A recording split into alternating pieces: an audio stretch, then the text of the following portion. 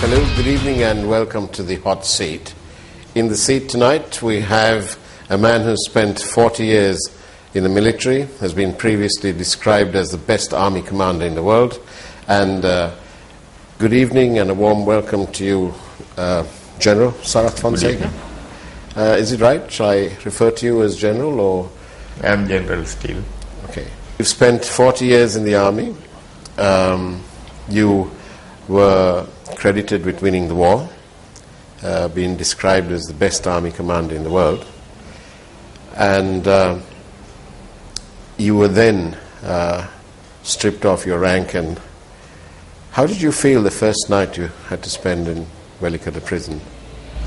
I was expecting it when I decided to contest for presidential election. I was preparing myself to face any eventuality, knowing my opponent, his temperaments, his nature. I knew that he can behave in very bad manner. So I was mentally prepared to go through any situation when I decided to contest.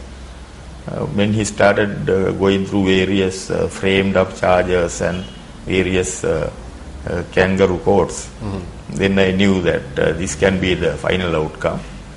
So when I went there, I decided to go through it and enjoy the new experience. General, they say, they're on record as saying that the former president blamed you and holds you responsible for the murder of Lasantha Wickrematunge. In that context, now that you have, your government is in power, you have sent the Rajapaksas back to their home. And now, what will you do with the with this new environment that you live in, where it's your government, your officers, Yes. And your alliance in power? What will you do to hold accountable the real perpetrators of this crime against Lasantha? The previous ruler and his brother were the Secretary of Defense. They started pointing the finger at me, trying to tarnish my image. They were threatening me, saying that they were going to hang me. Openly they were saying that without shame. In fact, they were trying to get some officers and soldiers also. They put them in the cell. They were torturing them. They were forcing them to say that who worked under me at various places, that they got involved in a situation like that, in action like that, under my instruction. So they were trying to frame something against me, and I think they wanted to really hang me, most probably. That was their ulterior motive.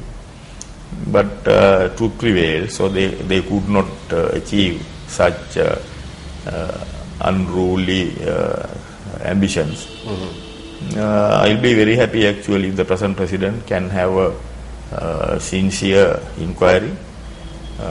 He can appoint special commission or something. Not only Lasantha Wickrematunge, maybe the disappearance of Shauketaly, then attacks on other journalists, Uvaddala Jayantha, Keith Nair. Because he had the habit of, once if somebody is attacked, he used to summon the editors and the big people in the journalist sector, give them a breakfast and say, if you all get involved in the services, or don't try to rub the servicemen on the wrong side, then you will have to face the consequences. Make some undue comments like that. Right.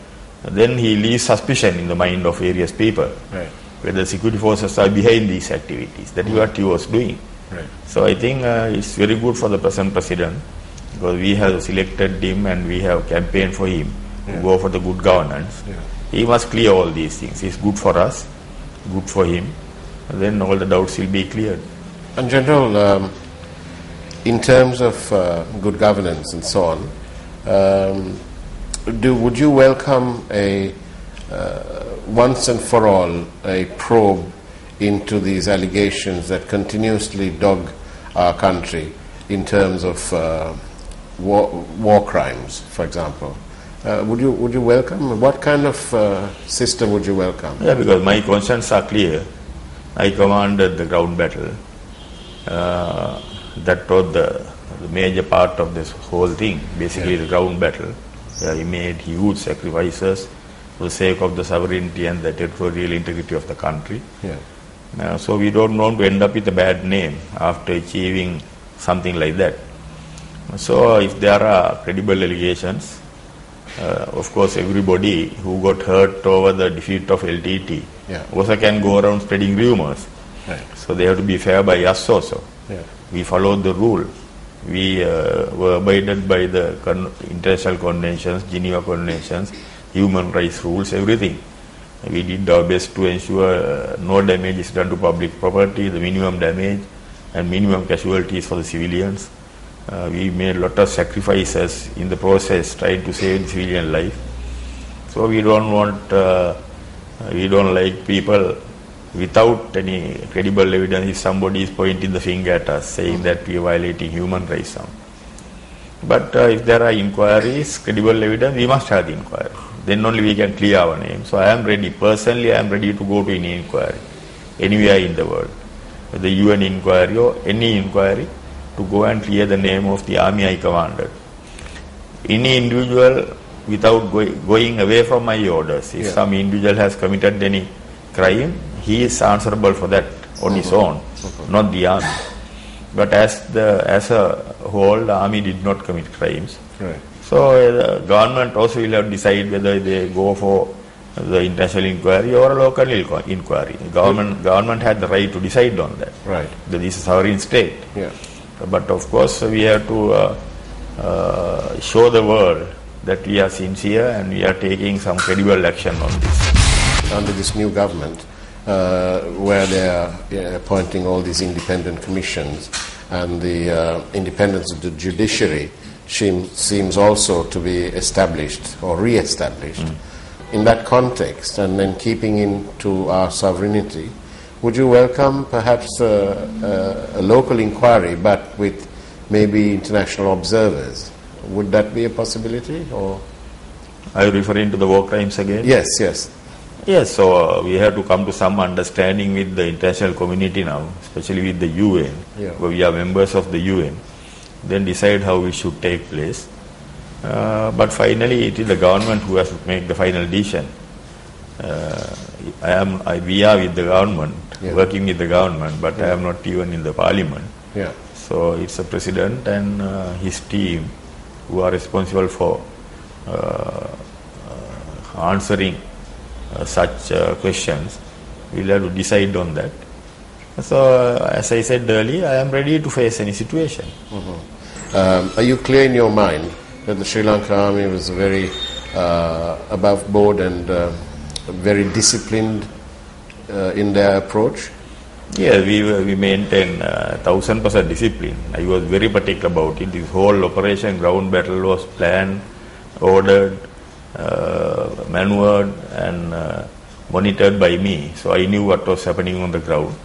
But of course I could not keep my eyes open, or I did not know out of 200,000 army what each and every man doing. But the entities at various levels, what they were doing, what they have achieved, everything I knew because I was monitoring it. So I can give that guarantee.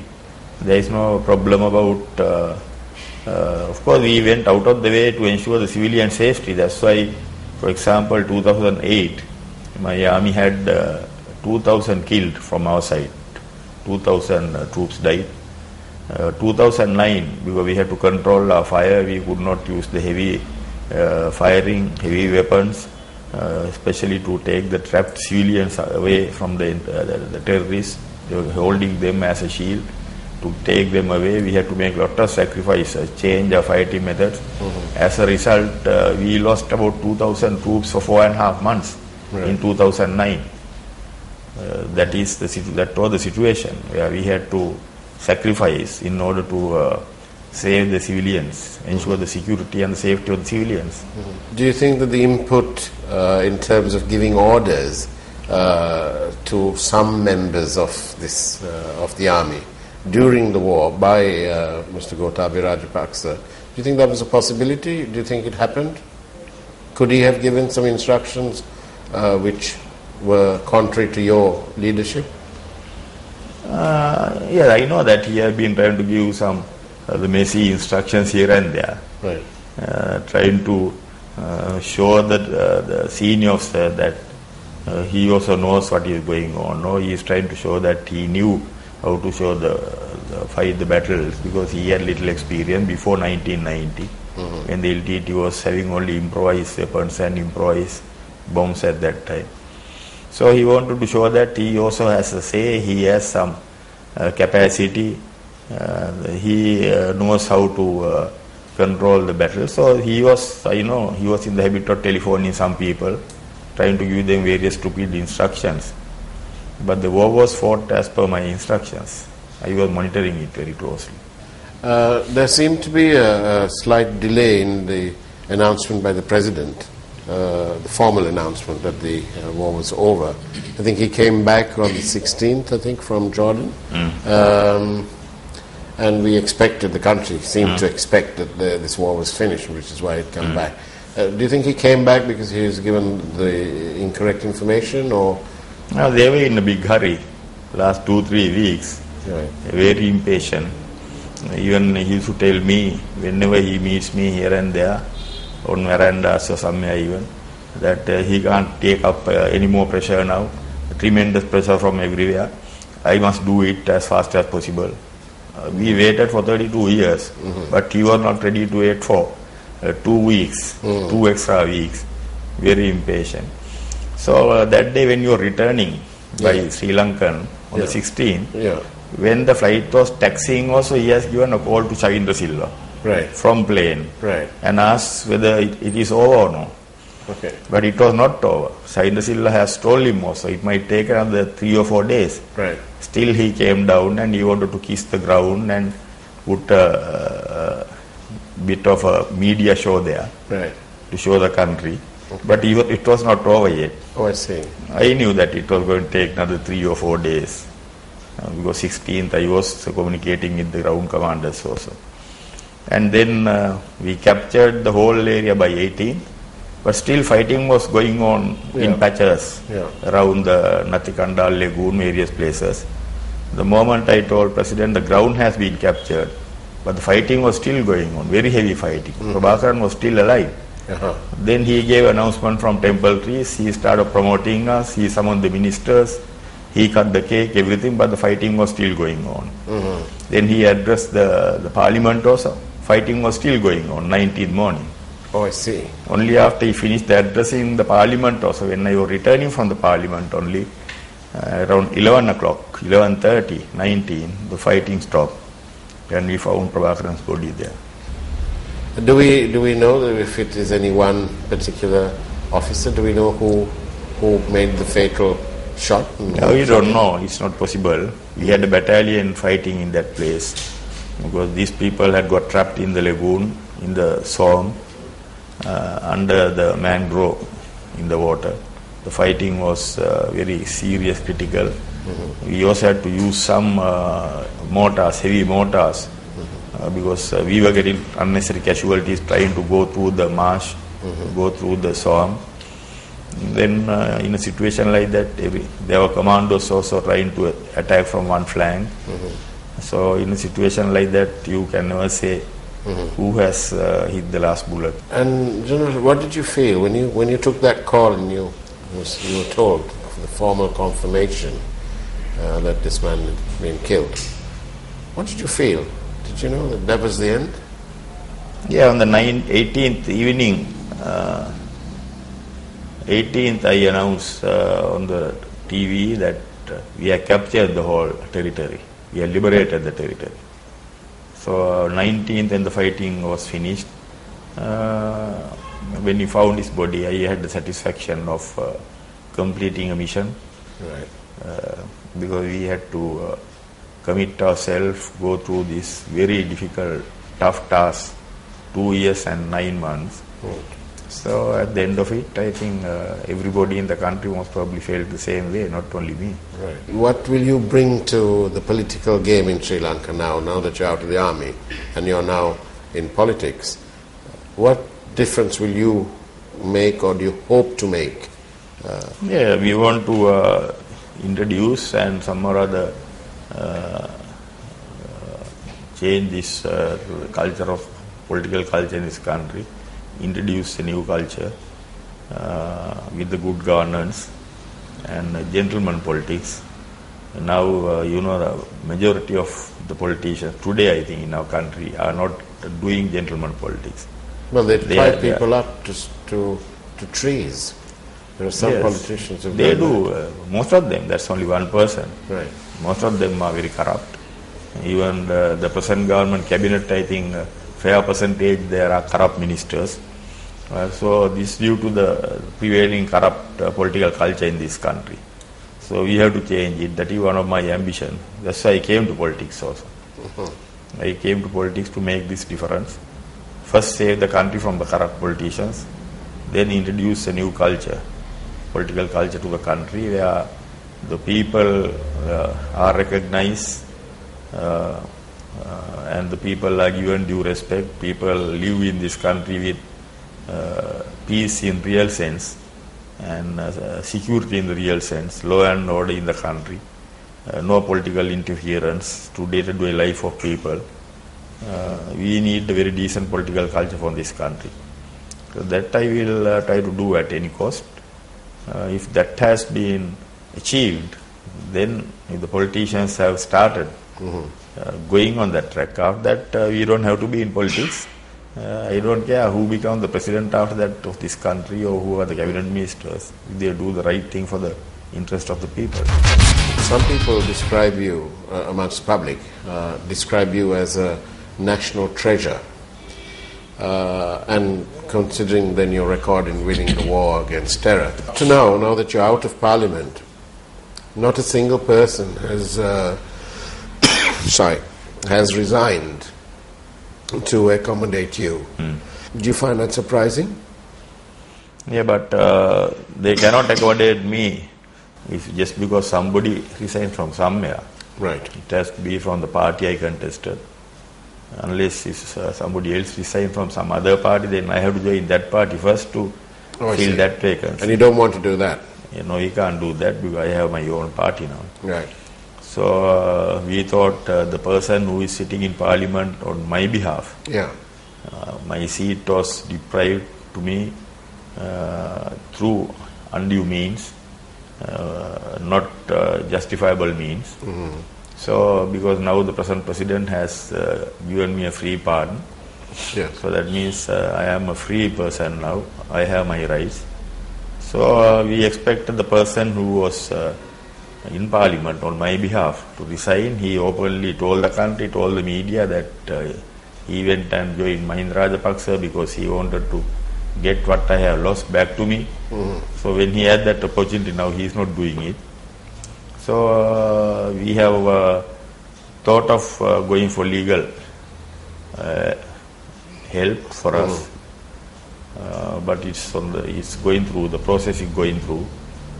But I don't have still 100% confidence on the prevailing judiciary methodology in this country, because it also has been corrupt in the past. So we have to wait and see what will happen. And will you contest under your own party in the next parliamentary election? Yeah, definitely. I have to do it for the sake of other organizers we have. If I join a major party, then I can get through. I will benefit, but then all the other organizers will lose their status and positions. So therefore, we will contest from our own party, and also we want to be a formidable force in the future political movement in this country, where we can put substantial pressure on any government which comes, and to ensure that the government moves in the right direction. This government has been come in on a sort of a roller coaster ride of good governance, and I think the whole country was as one in wanting change, regime change. Well, that's been achieved, but we did a small poll, and we found out that only 1 in 10 people are happy with the present performance. It's 65 days or whatever, something like that. And the people appear to think that there was a lot of promises given, but the delivery is very little. What do you have to say? Yeah, I think, yes, I also agree with what the people, if the people feel like that, that has to be most probably the reality. So we also feel like that, but I know President and Prime Minister, they are interested. They want to fulfill the promises they gave. But as I said, there are a whole lot of inefficient, corrupt parliamentarians under them also. So I have seen sometimes when they want to move certain things, a lot of obstacles, not only in the parliament. If you take the Attorney General Department, that is corrupt. The leadership is corrupt there in the Attorney General Department. They still try to move in the same direction where they were moving earlier. And there are various corrupt elements all over, in various departments, in various institutions. So things cannot be changed overnight. That problem is there. But on the other hand, if we gave the promise to the people, we have to do it. So it may be that it's a little harsh, but we have to do it. We have no choice. So President must, and together with Prime Minister, must, they I think, wise enough to understand the situation. They will have to do what is required, expected by the people. General, what are your thoughts? Will there be a third force? That is what we are trying to create actually. You want to be the third force? As it is, we are the third force. Okay. But I think we have to move forward a little more effectively. We have to get a little stronger because we have just started our movement, political movement. Third force is required for this country because two prominent parties, they have a long history, but I don't agree that they have done what is expected from them in the past. They have not done the right thing for the country. They have failed. So therefore, we can only depend on them, trust them whole time. A third force which can think differently, which can act differently, which will produce results differently, may be required for the country. And what are your thoughts on the 19th Amendment, the presidential powers being reduced and transferred to Parliament and the Prime Minister? What do you feel? Do you think it's a good idea? Yeah, presidential, even our the party policies. Yeah. Last May Day, we gave our policy. Your manifesto. Yes, manifesto out. Yeah.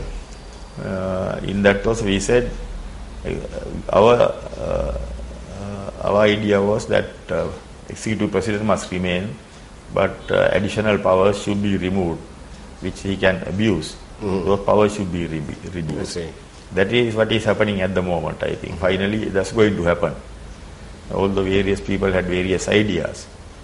But total abolition, it does not give guarantee that the whole country will go in a different direction.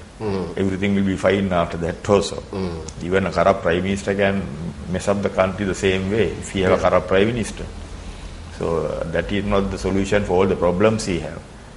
So I think because people have voted also for the president, people have elected the president. Also we see in the background the previous president who was rejected, he is hovering around, trying to enter into politics again. That is not with the right intention. That is not with the agenda for the country, for his personal corrupt agendas. So in a situation like that, maybe present President Maithripala Sirisena will have to be in charge of the issues in the country for a certain period. We can't just clip his wings and put him aside. Then on the other hand, the Prime Minister, the parliamentarians will also need certain amount of powers to control matters, so that President cannot be a dictator or somebody. He has to be answerable to Parliament. So a situation like that is the most practicable, I think. The Governor of the Central Bank admitted to making a mistake in the sense that he admits that he didn't make this information known to all the dealers to have a true public auction amongst the dealership. This seems to be causing a lot of controversy and a lot of media attention. Is that the kind of thing that is needed now, controversy? No, definitely there should be action taken against him. Yeah. He can't make mistakes like that. Yeah. He can't meddle with the public money like that. If he make mistake, if he cannot be accountable even for 5 cents, he has to be taken to task. He must be dealt with. There are no two words. Otherwise, this we see like what he had done is something like equally bad as what the previous people have been doing. So he can give various excuses, but I don't believe that he had done it by mistake or something like that. As per his present responsibilities, present status, he can't make silly mistakes like that. He has to take responsibility.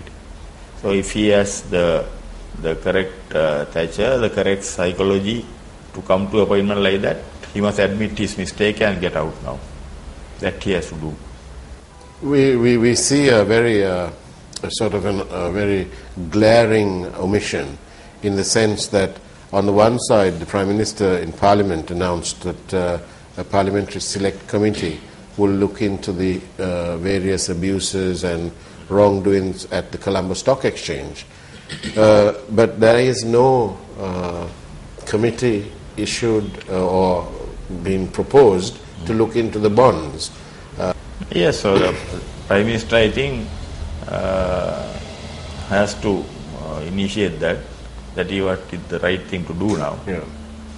So anyway, the central bank comes under Prime Minister, so he also has to be kept responsible for what has happened. Right. So he has to take necessary right action to rectify that. The Parliament Select Committee, yes, I think that is the way out now. Well, I wish you all the very best and hope to follow you politically. Thank you very much for your time, and thank you for being in the hot seat tonight. Thank you very much. Fonseca. All the best to you. Thank you.